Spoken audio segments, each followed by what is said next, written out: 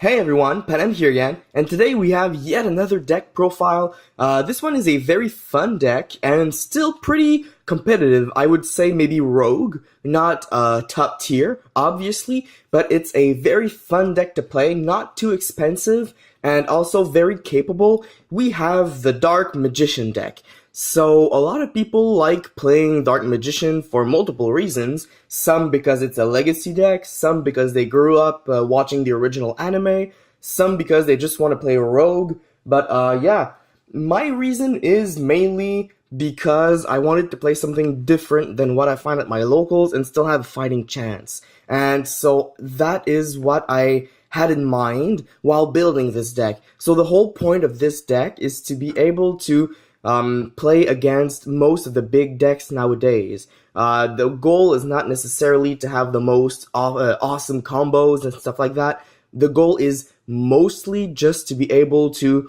outpower big monsters like Blue Eyes decks, or be able to get rid of annoying monsters like when you're playing against some Link spams, or, you know, just dealing with some Gokis by canceling their effects and stuff like that. It's also capable of dealing with some Pendulum decks and Trickstars, because Trickstars, well, they either spam monsters to burn you, or they go into their Link summons with their Sky Strikers, and most of the time they're weak offensively, and that's how this deck is able to go over them. Even if you get almost all your cards, important cards banished, as long as you have one Dark Magician in your hand or deck, you can still come back against the Trickstars. And so you shouldn't be afraid of playing against people who play Reincarnation.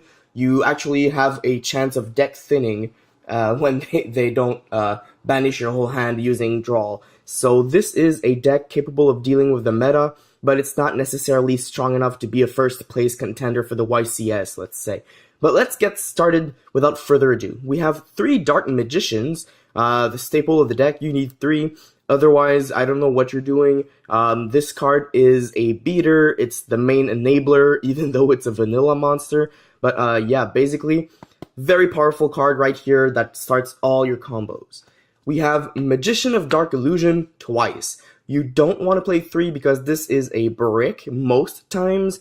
The few times it's not a brick is when you actually have a Dark Magician in your hand and like Magician's Navigation, or maybe non-counter spell or trap, you know? But this is mostly a brick. It's usually good when when you're capable of summoning it from your deck or hand using another card. But by itself, it's not that good. We have the greatest enabler of the deck, Apprentice Illusion Magician. Now this card is insane, and that's why we're playing it at 3. Basically, this card is a mix of a Searcher for Dark Magician and a mix of Kalute from the Blackwing archetype.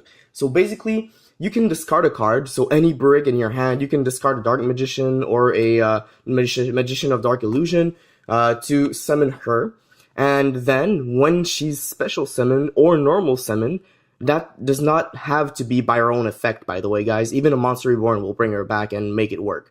So, yeah, you can add a Dark Magician from your deck to your hand, which is a very good way of thinning the deck and getting your resources out. But also, during damage calculation, if your other Dark Spellcaster monster battles an opponent's monster, a quick effect, you can send this card from your hand or face of field to the graveyard. That monster gains 2000 attack and defense during the damage calculation only. So that is a great boost right here. This is what helps you get over decks like Blue Eyes and decks like I don't quite know what other deck uses high attack monsters nowadays. That 2500 isn't enough already to beat. But, you know, this is a great way to get over those Ancient Gears, because that's also somewhat of a rogue deck, and other decks like that. This is how you get over them. Or you could always just summon her, and let's say you have a Dark Magician next to her. You attack for 2000 to destroy your opponent's monsters, or directly if you're lucky enough, and then you attack for 25 plus 2000. That's 4500 damage in their life points, and it gave you a bonus attack at the same time. So that's also a great way of using this card, because, you know, that's a very good enabler right here. We have 3 Magician's Rod, because this is a great searcher and you don't really need many normal summons in this deck. So when this card is normal summon, you can add a spell or trap from your deck to your hand that specifically lists the card Dark Magician. So yeah, that's pretty useful in this deck, honestly. It helps you thin the deck, it helps you add some combo pieces, and, well, I mean, you don't really need normal summons, so this is free candy right there. Also, it has another effect that's not too useful, but could be used. But when this card is in the graveyard, during your opponent's turn, if you activate a spell or trap card, well, you can tribute a spellcaster to add this card to your hand. If you really have to get rid of something on your field and have more searchability, well, this is the way to do it, I guess. We also have 1 Spellbook Magician of Prophecy, because this deck runs the Spellbook engine. It's a very good engine to help you draw into your combo pieces, and since you only have 3 monsters you want to normal summon, this is a good card to add a little more use to your normal summon on your turn. We have Draw and Lock 3 times. This deck has 3 of these because they're spellcasters, so if you really brick hard at the beginning of the game and you have your spellbook engine, you can always use it with this. Also, this is better in a lot of situations than an Ash Blossom, because if your opponent searches for 1 card and you know they're going to search for more, well, they're not. They're just not going to do it. And that's a great way of also bluffing. Starting from turn 2, the opponent will start being a little worried about what you're going to play. You could also replace some of these with Effect Veilers. You could also just add some Effect Veilers in the deck, but we don't run any because I felt like this was enough monsters. You want to see the big combo pieces most times, but you also need some protection, and this is why this came into the deck. We have, for spells, 3 Dark Magical Circles. A very good card in here. This obviously is a big combo piece. You get to look at the 3 top cards of your deck, reveal 1 Dark Magician or 1 spell or trap card that specifically lists the card Dark Magician, and add it to your hand. And the rest of the cards you put in any order on top of your deck. Also, if a Dark Magician is normal or special summoned to your field, except during the damage step, you can target 1 card your opponent controls and banish it. But you can only use each of these effects once per turn. So you don't really want to activate more than 1 of these per turn. Obviously, if you have 2 in your hand, try to play 1 and then play the other one on the next turn, or use one of the 2 for Apprentice we've seen earlier, because having 2 on the same turn does not allow you to search twice, and you only get 1 banish per turn, so it's not that useful. But this is how you get rid of your opponent's big monsters. It's also how you disrupt their plays with a well-timed navigation or a well-timed special summon from other cards that special summon Dark Magician in this deck. It's also a very good way of getting to see what's coming for the Spellbook engine, because when you actually do use Judgment to draw 2 cards, if you already know what the 2 cards are, you get to at least have knowledge of if it's worth playing your Judgment or not. We have 1 Illusion Magic, because we need some cards with Dark Magician in its name. You tribute a spellcaster monster, add up to 2 copies of Dark Magician from your deck and or graveyard to your hand, but you can only activate 1 of these per turn, which is not that bad because you only play 1. This is decent because if you're stuck with, let's say you're stuck with Rod right here. If you're stuck with Rod on the field and you added Navigation, but you don't have any Dark Magicians, well, at least you can tribute Rod and then get some Dark Magicians to activate Navigation off the search of Rod. So basically, yes, you will lose the monster you normal summoned, but you will get 2 Dark Magicians on the board, and you will have used your Navigation, which has a purpose in the graveyard also, so it's not that bad. We have 1 Dark Magic Attack because it's searchable by 2 different cards in the deck, and it's also a very good way of getting rid of your opponent's back row. Obviously, you need the Dark Magician on the field first, but most times you will be able to use your Magical Circle to banish some stuff, and then use this to get rid of the rest before attacking and stuff like that. Very good against other rogue decks, because some rogue decks will play some Merforce cards and stuff like that, so this is very helpful against them. We have 1 The Eye of Timaeus. If you play 2, it's Like it's a big brick risk if you play more than one. Anyways, you don't really need to go into your fusions with this deck, but it's also pretty useful sometimes to use one of your Dark Magicians to get into something bigger and stronger that has an effect. So we do play one.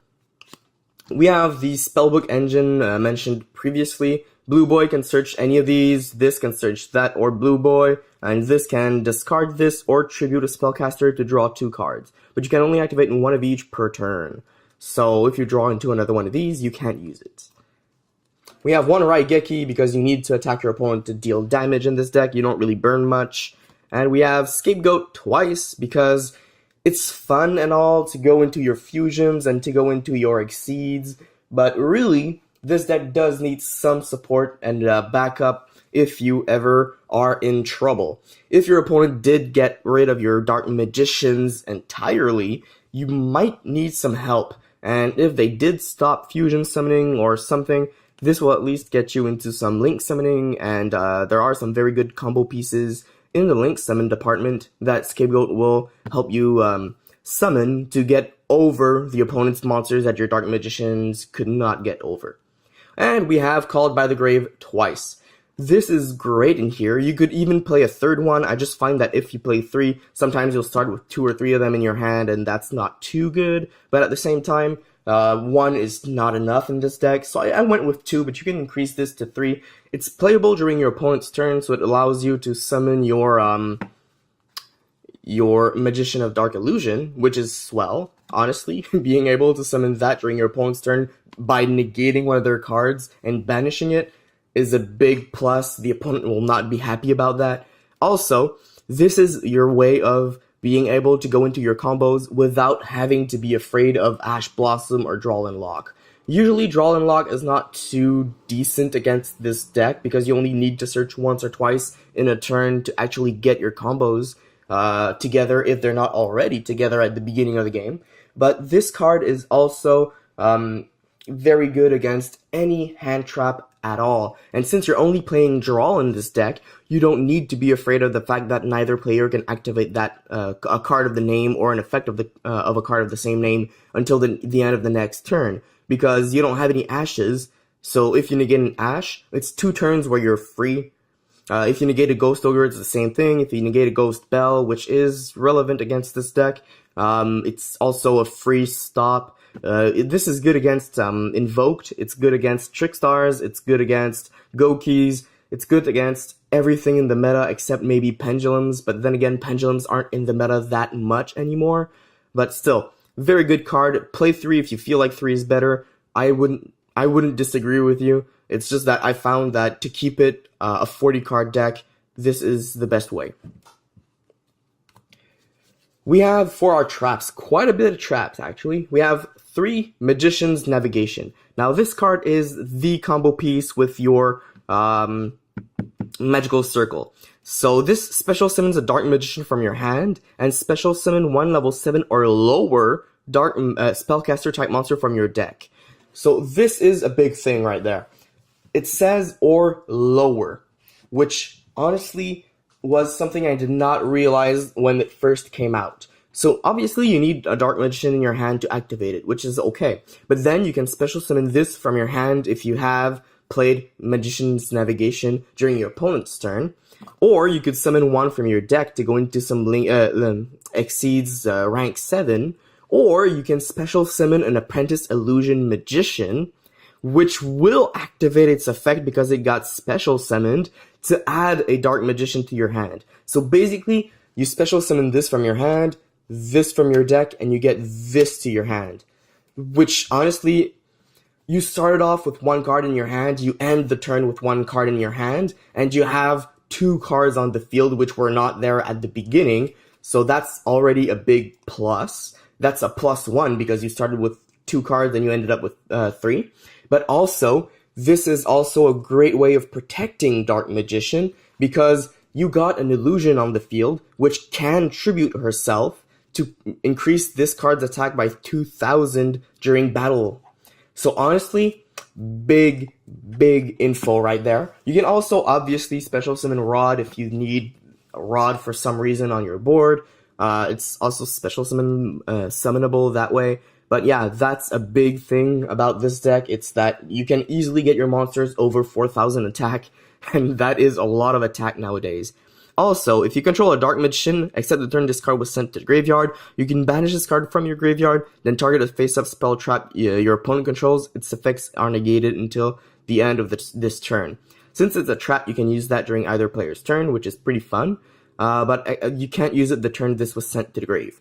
So basically, if your opponent is playing a very decent burn deck, or something like Imperial Order, well, you can negate Imperial Order if you already have a Dark Magician, which is very probable since you activated Magician's Navigation. So really, you can negate their order, and you can activate your spells, including Magical Circle, and then you can always just use Magical Circle's effect to banish that Imperial Order and stuff like that. So this is a great way to get over those cards like Anti-Spell Fragrance or Imperial Order, which are somewhat relevant nowadays. We have Eternal Soul 3 times because it's a beast. Let's just be honest. Every Dark Magician in your monster zone is unaffected by your opponent's card effects. So they are still affected by your own. So that's probably a little problem depending on what happens, especially if you have 2 Eternal Souls. One will not protect your monsters from the other. But still, if this face-up card leaves the field, so it doesn't have to be destroyed, it can be banished, it can be returned to your deck, hand, it could be whatever, as long as it leaves the field. So if it's set back face down for some reason, it wouldn't blow everything up. You can use the following. It destroys all monsters you control, not just magicians, but everything. You can use one of these 2 effects once per turn. Special summon a Dark Magician from your hand or graveyard, or add a Dark Magic attack or 1,000 Knives from your deck to your hand. So you can search the Spell Destruction card, or you can special summon a Dark Magician from your hand or graveyard, which honestly helps a lot once you've used, once they're not in your deck anymore, which does happen pretty fast in here. You can always still use the effect of Circle. So Eternal Soul is a very good card for that. And then we have our protection cards. We have 3 strikes and 1 warning. Pardon the French. But yeah, these cards are great against pendulum decks, which is one of the problems this deck does face once in a while. But it's also very good against effects like hand traps, or effects like Gokis and Trickstars. So this is very good against them. It's also very good against link spam decks. But yeah.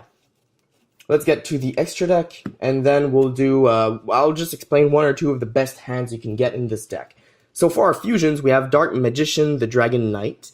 A very good card that can protect your own spell and traps. So if you have Eternal Souls with this, basically, this is immune because its name is Dark Magician, and your Eternal Soul is protected too. So, what can your opponent do? Not much. That's the answer. Your opponent cannot target spell and traps you control, and they cannot be destroyed by your opponent's card effects.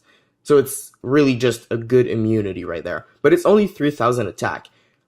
And it's not a target for your apprentice, so it won't be able to gain much. This is really just in case your opponent has a lot of back row destruction. This is the way to protect yourself. We have 1 Dark Paladin because some people still play dragons in their decks, and this gains attack against those kinds of decks. But also, when you know your opponent plays a spell-heavy deck like Sky Strikers, this can be very useful. You can always discard 1 card and negate the activation of a spell and destroy it. And it's not a once per turn effect, guys. It's a quick effect, and it's not a once per turn. So, do keep in mind that if you have multiple bricks in your hands, or you're playing against a spell-heavy deck, this card can help you quite a bit. We have Amulet Dragon, which is another great deck another great card against Sky Strikers and sometimes even Gokis. Basically, it's a 2900 attack, which is not that great, but still pretty good. The thing is, if this card is special summoned, target any number of spells in any graveyards, so both graveyards, minimum 1, and banish those targets. So Sky Strikers will take a hit with that. And if you do, this card gains 100 attack for each banished by this effect. So that is already right there a big bonus because this could easily go to 4,000 attack against a Sky Striker deck.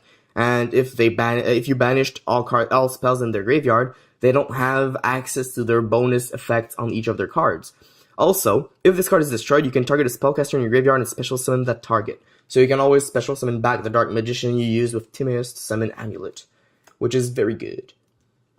We have for our Exceeds, Ebon High and Ebon Illusion Magicians. These are decent, really. One allows you to special summon your normal monsters from your hand or deck and banish some stuff, while the other allows you to activate stuff during your opponent's turn from your hand by detaching materials, and it also has another effect that you don't really go into very often. But still, it does have 2800 defense, and it's a dark spellcaster, so you can boost the attack and defense of it. We have number 11, Big Eye, because sometimes stealing your opponent's monster can win you a game. Really, that's the main reason, but there's also the fact that it's a dark spellcaster, which means you can boost the attack of this card also. So this card could be a 4600 attack beater that steals your opponent's cards. I mean, what else can you ask for? We have one Red Eyes Flare Metal Dragon because of the new end of match procedures. This card cannot be destroyed by card effects while it has Exceeds material, and each time your opponent activates a card or effect, inflict 500 damage to your opponent immediately after it resolves. So it's immune to destruction, and it burns for 500 every time. If you know the game is almost going to end and you're losing by a few life points, or you're winning by just 100 or 200 or something like that, you can always go into this, and then your opponent, as soon as he tries to get over you and deal some damage to come back, boom, this will burn them. The rest of the effect isn't very useful, but it's still a 2800 attack beatstick also. And then we have our Link monsters because of our scapegoats. We have 2 Link Garibos and 2 Link Spiders. Hooray for the new starter deck, really. This became accessible, and this is very cool because if your opponent does Ghost Reaper you, and they choose to banish your Link Garibos because they do know that a lot of people will be playing Link Garibos, you still have your 2 Link Spiders to at least use one of your scapegoats, and that's very relevant in here. We have 1 Proxy Dragon and 1 Nightmare Phoenix for our Link 2 monsters. Basically, this is just a very decent enabler, as once you play Scapegoat, you will have a board similar to this, which means you can go into a Link 4 Borreload monster, so very useful. Or you could always do it with Phoenix and discard a brick card, destroy one of your opponent's back row, which is very useful in this deck because this deck does not have a lot of back row removal, and go into a Link 4 still. So, yeah, very good right there. You don't really want to keep your Link 2s on the field. You don't really care about your Link 2s. They're just a decent way to enable some combos and stuff like that. Then we have our big Link 4 monsters, Beauregard and Borreload. You don't really need Firewall. If you have Firewall, do play it if you want to, but I find that it's not too useful in here because you don't really do the Link plays that often. But Beauregard and Borreload are very good ways of getting over your opponent's stuff real fast. Starting with Beauregard, cannot be destroyed by card effects, so right there, it's already a very good card. Once per turn, you can send 1 card from your spell and trap zone to the graveyard, which happens a lot. You do have a lot of continuous spell and traps right here. But yeah, basically, you can send those to the graveyard, special summon from either graveyard to your field. 1 monster that was destroyed and send there this turn, but negate the effect. So basically, if your opponent destroyed Dark Magician by battle, while you had Eternal Souls, you can destroy your Eternal Souls, which would blow your whole field, but this is immune to destruction by card effects, and bring back Dark Magician for your own turn. I mean, that's awesome. And also, if you had Dark Magical Circle, or whatever the name is, the Circle card, you can banish an opponent's card while bringing this back, and the trap will not have any effect whatsoever. So that is a very decent combo right there. But also, once per turn, you can target 1 monster on the field, change it to face-up defense position, and your opponent cannot activate cards or effects in response to this effect's activation. So basically, if your opponent attacks you, switch to defense, and the opponent lost their attack. We also have Borreload because it can't be targeted by monster effects, and once per turn you can target a monster on a field that loses 500 attack and defense, and your opponent cannot activate anything in response to that. Also, at the start of the damage step, you can, when this card battles a monster, you can take control of that monster and put it to one of these arrows. And obviously you're going to have your 2 arrows free, or at least 1, because this deck only goes into 1 link at the time. You don't really do much more. So yeah, very good in here. Very good way to get rid of your opponent's big monsters that can't be destroyed by battle or card effects, or can't be targeted to banish with your circle. So stuff you would like to see on a first turn would be, I guess something like this would be a very good first turn hand. Like this is a very good first turn hand. And obviously, if you're going second, you would like to draw something good too. Like, let's say you would like to draw a Called by the Grave. Now, this is a very good way to start a game. So you have these 5 cards. You can always use this to stall your opponent if you're going second, and honestly, you do pretty much want to go second in here. This could be anything, really, because you can always search for 1, but I do like to start with 1. It thins the deck a bit. But yeah, you draw this, and then, well, you're pretty much set. You can negate your opponent's Ash Blossoms against you, or your opponent's draws and stuff like that. Usually, when they do want to play a draw, they will not play an Ash on the first search, so at least you know you get at least 1 or 2 searches out of all of that. So yeah, you can just discard 1 card, like Dark Magician, to search a Dark Magician, but before searching for Dark Magician, usually you would like to do your search with Apprentice before using Circle, because it's kind of boring to go into a Dark Magician, but it also helps you to redraw, and when you start the game with 3 Dark Magician cards, basically you would like to see some variety. Also, this is a great way to start the game when you have Navigation and Dark Magician in your hand, because as I mentioned earlier, you can easily get something very good with this. And this. So this is in your hand. Basically, this is set, and you don't have anything else to do. Then when it's your opponent's turn, activate this, special summons this, then this effect activates also, but this also special summons this from your deck, and then this is special summoned, and since this is special summoned, you get to search for a Dark Magician from your deck to your hand. So basically, with 3 cards, you're at 4 now, and you have 3 monsters on the field with 1 that can actually boost the stats of the others. So that's a little quick combo, very easy to do, but most combos you'll be able to do by yourself. It's not that difficult. This deck is something that has a lot of resources, a lot of variety, and possible combos, but it's not a difficult deck to learn to play, and it's a very enjoyable deck with a lot of big monsters that can easily access the field. So I hope you guys enjoyed this deck profile. It took a little more time than I previously expected it would, but it was a very fun profile to do. And honestly, I hope you guys will be able to test this out. It's a very fun deck, very rogue but capable deck, and it's easily modifiable if you want to play it differently with Effect Veilers, with Monster Reborn, which was not included in the profile because there's a lot of cards that special summon themselves in here, but it's a very useful card in here still. You can add other hand traps in general also, but yeah.